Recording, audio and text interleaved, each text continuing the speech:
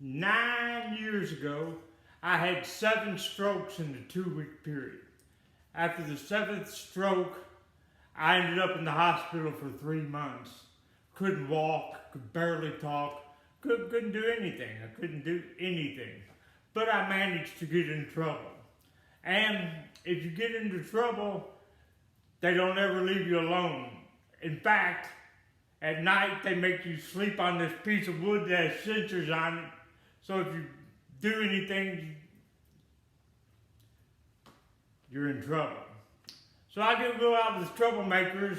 It was, all it was me and this old woman who must have weighed about 80 pounds. And she would wrap herself up into a little ball, and she had long hair. And she'd let the long hair drip down over the front of her shins. And she had on like a sweater, and she looked like a perfect circle of hair. So she's sitting here. Me, you gotta remember, I've got to go to occupational therapy, physical therapy, emotional therapy, whatever kind of therapy they got for stroke people, I had to go to them. So I couldn't be left alone, so I'm out in the hallway with this new guy, probably 30 years old, troublemaker guy. They wheel him out, and they were trying to teach me how to talk again.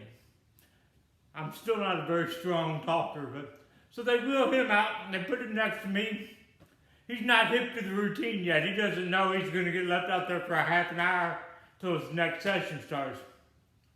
So I look over at him and I say, "How you doing?" That's how I talk back then. He goes, "Hey," he tells the nurses, "You ain't leaving me out here with these retarded motherfuckers." And I look, and it's just me and circle hair woman. And I got to thinking, what is a Bible verse that would help me here? And the masterpiece of the Bible, as far as I'm concerned, James, right out of the gates, James says, "Consider it pure joy, my brothers and sisters, when you face trials of many kinds, because you know that the testing of your faith produces perseverance." I went on to graduate out of rehab hospital, and they send you to an outpatient hospital after that. And they had this really cool thing called the neuron stimulator or some shit like that. And what it does is, I couldn't move the whole left side of my body. Totally done. And they would hook this thing up to you with all these microbes and shit, and it would make your hand open up like that. And then you would move your arm over top of a cone, and they'd let out the juice, and you'd pick it up, it'd squeeze in, you'd pick up the cone, you'd move it, and then you keep doing that, and they're trying to get your brain back. But after about 3 months of doing that, one day I walked in, and they said, "Okay, we're going to push you over here to the kitchenette." And I said, "What about the neuron stimulator?" So "We got you ain't going to make it. The neuron stimulator, it's over. Here's a jar of peanut butter and a butter knife. Try not to kill yourself. We're going to teach you how to make a peanut butter sandwich so you don't starve to death, you one-armed bandit."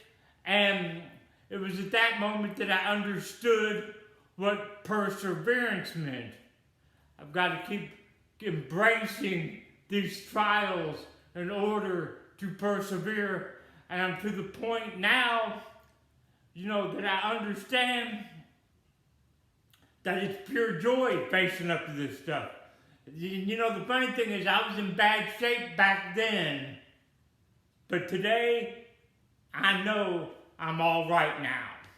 See, I'm all right getting my right side working, my left side's still kind of messed up, but I can do like, if I measure a fish, it's this big, right?